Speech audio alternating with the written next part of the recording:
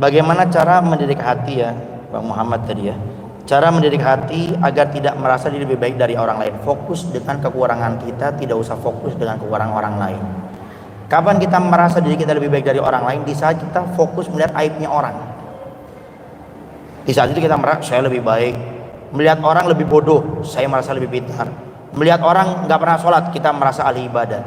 Jadi selama kita fokus melihat kepada kekurangan orang, lebih fokus kepada melihat kejelekan orang, maka di saat itu kita tidak akan pernah bisa merasa diri kita lebih jelek dari orang lain. Maka yang pertama, fokuslah melihat aib kita, tidak usah fokus melihat aibnya orang lain. Yang kedua adalah dengan selalu melihat kelebihan orang. Jangan kita selalu melihat kekurangan orang.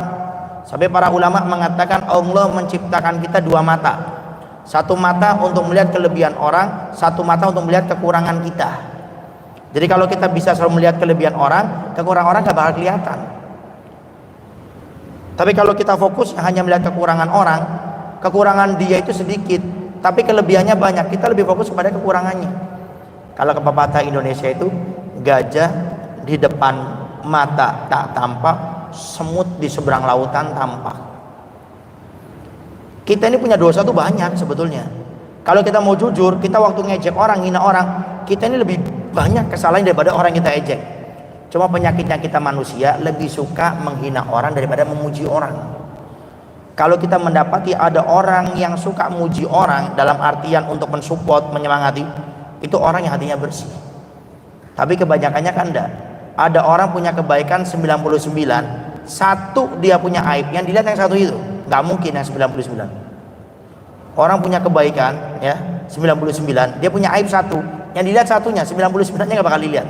Itu jeleknya kita sebagai manusia. Maka fokuslah melihat kekurangan kita, kemudian melihat selalu kelebihan orang lain, jangan melihat kekurangan orang lain. Dengan itu insya Allah kita tidak akan pernah merasa diri kita lebih baik dari orang lain. Dan di akhir kita harus ingat, kemuliaan seseorang itu ditutup dari akhir hidupnya, bukan di masa hidupnya. Siapa orang yang meninggal yang husnul khotimah, itu orang yang dimuliakan oleh Allah. Siapa orang yang meninggal su'ul khotimah, itu orang yang dihinakan oleh Allah. Dan tidak ada seorang manusia pun yang tahu bagaimana akhir hidupnya. Maka kita tidak boleh meremehkan orang dengan kekurangannya. Wallahu a'lam bishawab.